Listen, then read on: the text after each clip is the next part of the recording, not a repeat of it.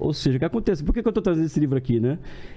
O pessoal vai falar para mim, olha, a Renata fez uma ficha corrida tua no history dela, né? Eu falei, tudo bem, normal, né? A gente tá... Não é ficha corrida não, só pus um trecho do que você falou aqui. Nem foi tão ficha corrida. Não. Pior que eu sou boa de levantar capivara, mas não foi. Eu coloquei uma ficha corrida sua, não. Esse é pra mim? Se você quiser, pode ficar. Ou mas... é o quê? Eu não entendi. Aqui não, tá isso aqui eu vim para mostrar, mas se você quiser, se você tiver interesse... Não tem... Claro, eu sempre quero ler tudo que eu quero e o que eu não quero. Já deixou uma aqui pra gente. Mas eu vou dar um toque para ela. Claro, claro. O Rodrigo, se ele quiser também, né? Aqui, deixa aqui. E tá lá, por exemplo, que é comunista, gosta do Lula e da Dilma, é a favor da... Como que é? Contra a lei da oferta e procura, é a favor da emissão monetária. E tem um fato que tá lá, que aí a meu favor eu vou falar aqui, de que ele acha que o Estado tem que comandar tudo, né? E eu queria dizer o seguinte, que uma das teses que eu levanto nesse livro, exatamente, e que, aliás, Renato, eu sou atacado na esquerda, é porque eu acho que o Estado não tem que estar comandando nada. Aliás, não tem que estar comandando tudo, muito pelo contrário.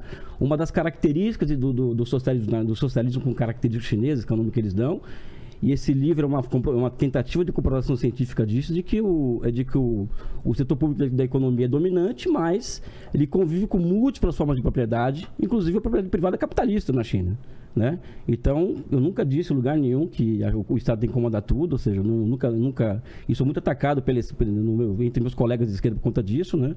Mas fica o livro aí e tal. Mas então você não se considera marxista? Você varia entre o que você... Não, eu sou marxista, porque o próprio Marx dizia que a transição do capitalismo para o socialismo seria uma longa transição em que haveria convivência entre a lei do valor, múltiplas formas de propriedade. Tudo bem, mas aí, por exemplo, quando aconteceu, eu já comecei interrompendo para fazer uma pergunta para ele do que ele está falando, então tá? Vamos à primeira. E se precisar qualquer coisa, você muda aí, você coloca a ordem na casa. Tá bom. Mas, então, se você se considera marxista, e você falou que o Marx tem essa ideia de que a transição teria que primeiro haver um capitalismo, e depois ir para um socialismo. E ele fala que o socialismo é a violação despótica do direito de propriedade, isso está no manifesto do Partido Comunista, e aí a partir daquilo e da ditadura do proletariado, e daí depois faria a transição para o comunismo, que ele nunca explicou corretamente. Então, se você tem essa cabeça marxista, como que você coloca isso dentro do que acontece na China? Porque a China não é consenso nem na direita nem na esquerda exatamente o que ela é. Então, tem alguns teóricos na direita que falam que o comunismo sim existe, que é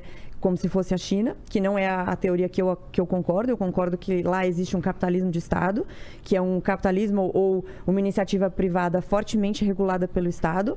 E nesses últimos 2 anos, principalmente depois da pandemia, isso começou a piorar muito. Então, o Estado hoje tem muito mais interferência na vida das pessoas e na economia, principalmente, que é o que eu acompanho quando a gente fala de liberdade econômica, do que 2 anos atrás. Mas sempre teve essa característica, desde a liberação, desde a abertura comercial da China com o Deng Xiaoping, de pegar esses elementos do capitalismo, da iniciativa privada, e fazer uma forte regulação estatal.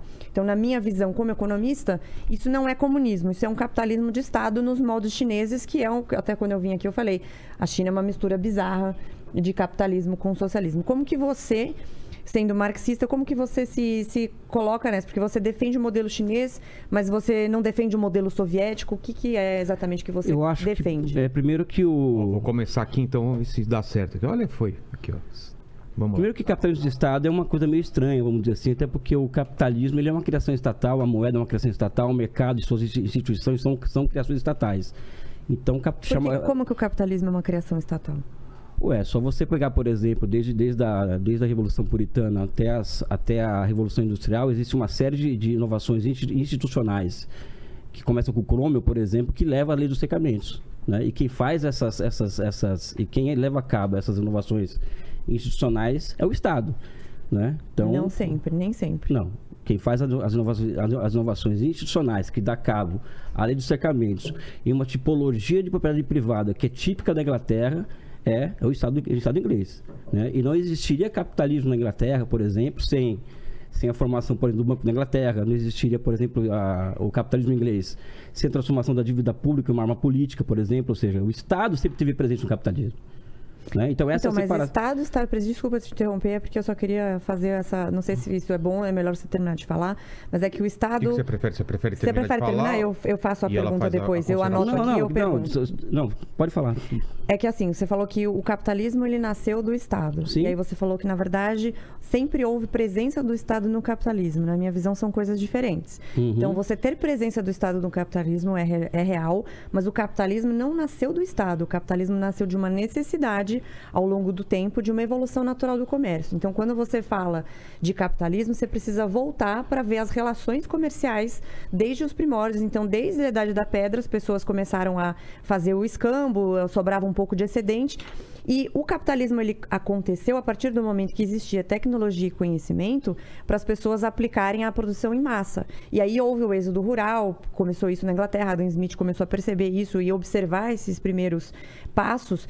E o fato de haver Estado, porque muita gente confunde e acha que liberalismo é não existir Estado, como se fosse um anarquismo, mas não é. Então, o liberalismo, ele entende que é preciso um papel do Estado, que ele tem papel crucial em alguns pontos específicos, e aí também não tem consenso de que quais pontos são todos eles. Eu acho que são pontos pequenos, educação, segurança, saúde, blá, blá, blá.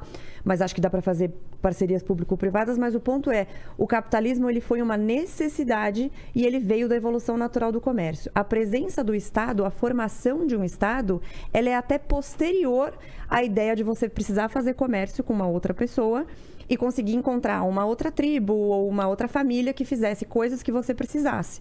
E aí essas trocas naturais começaram a acontecer.